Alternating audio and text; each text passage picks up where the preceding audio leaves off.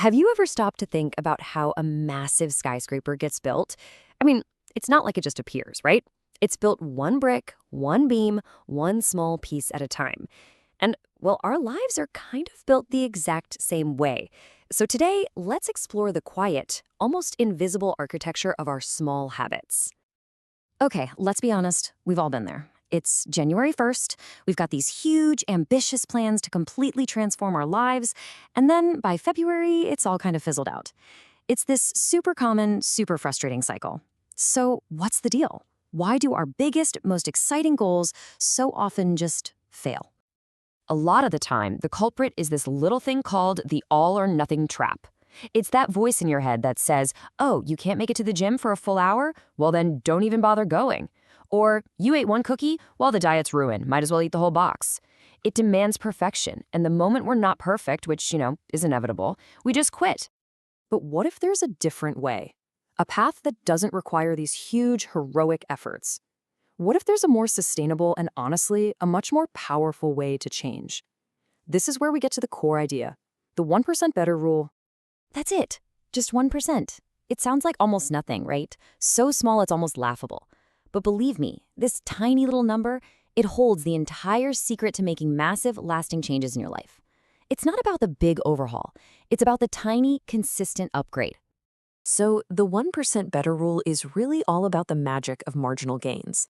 The whole theory is if you can just focus on getting a tiny, tiny bit better every single day, the results over time will be absolutely huge. The key here isn't the intensity of the action, it's the consistency. That's where the real power is. I love this quote because it completely flips the script on how we think about achievement. We're obsessed with setting big, shiny goals, but a goal is just an outcome, a wish.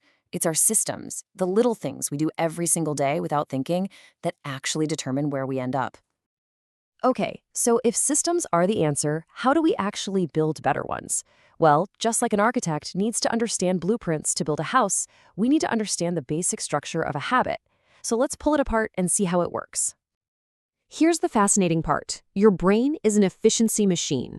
And it turns out that every single one of your habits, whether it's hitting the gym or biting your nails, runs on the exact same simple 3-step program in your brain. It all starts with a cue. That's the trigger. Maybe it's your phone buzzing. That leads to the response, the habit itself, like you immediately check your notifications. And finally, you get the reward, that little hit of knowing what's going on. Cue, response, reward. Once you see this loop, you can start to mess with it. You can re-engineer it. So how do you actually use this loop? It's simple, really. If you want to build a good habit, you just reverse engineer it. Make the cue super obvious. Make the action itself ridiculously easy. And make sure the reward feels good. And if you want to break a bad habit, you do the exact opposite. Make the cue invisible, make the action difficult, make the reward totally unsatisfying. Now, I know what you might be thinking. Really? Reading just one page? Meditating for 1 minute? That's not going to do anything. And you're right. In the short term, it doesn't feel like much. But this is where the real magic happens. This is the power of compounding. This is seriously the best way to think about it. Your habits are basically the compound interest of self-improvement. You know how a tiny bit of money in a savings account grows over time? Your habits work the same way. A small positive action today gives you a small return. But over months, over years, those returns start to compound on themselves, and you get this incredible exponential growth. And the math on this? It's just wild. Take a look at this. If you get just 1% worse every day for a year, you basically end up with nothing. But if you get just 1% better each day, by the end of the year, you are nearly 38 times better than when you started. That's not addition, that's multiplication. It's huge. All right, so all this theory is fantastic, but it doesn't mean anything if we don't put it into action. So let's talk about the most important step, laying that very first tiny brick. How can you start building right now, today? Here are 3 really simple ways to get started. First, shrink your habit. Make it so small it feels silly not to do it. Second, try habit stacking.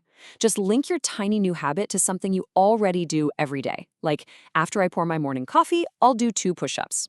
And finally, and this one is so important, focus on your identity. The goal isn't just to run, it's to become a runner. Every tiny action is like a vote for the person you want to be.